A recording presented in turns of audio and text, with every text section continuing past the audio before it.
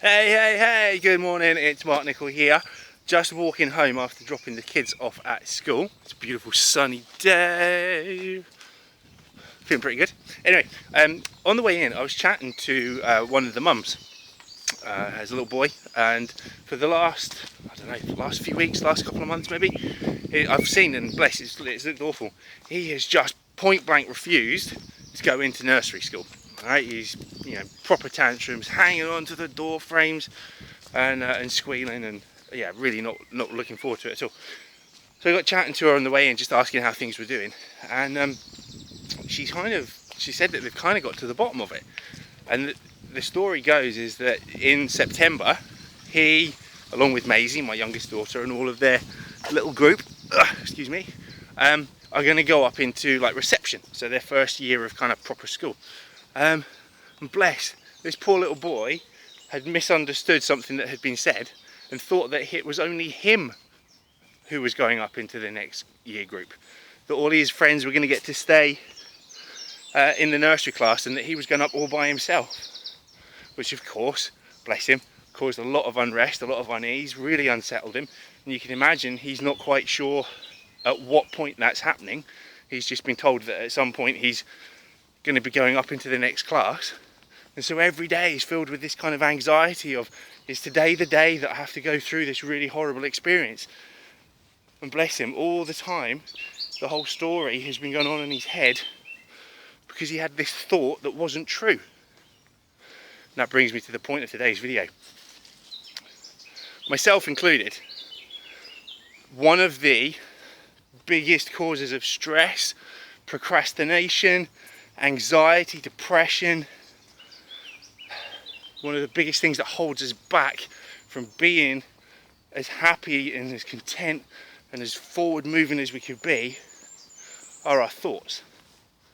Now, it's said that you should sorry, it's a bit of a hill, I'm about up off. You're kind of led to believe by some gurus and such that you can kind of control your thoughts, have only happy thoughts, have only positive thoughts. Well, I'm here to say that's bullshit, okay?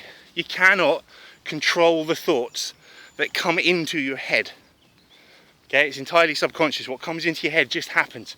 But what you can do is question your thoughts, because so often the thoughts that you have are simply stories and they're not true. So if you ever have stories of, I'm not good enough, or I'm never going to get to where you want to be, or but if you have negative thoughts, why does this shit always happen to me? What you have to do is question these thoughts and ask one simple question: is it true? Is what you're thinking actually true? Could you prove with evidence that what you're thinking will happen, is going to happen, or is true? Because in most cases, I would find for myself certainly, just like the little boy who was terrified of going into school, so much of your anxiety, so much of the things that are holding you back are based on stories and thoughts that simply aren't true. And it just takes that one moment of just stopping and questioning and asking that question: is that true?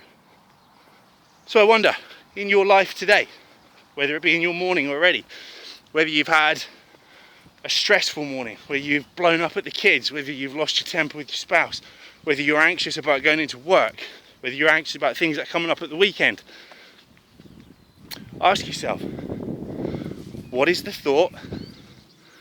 What is the thought, and is it true?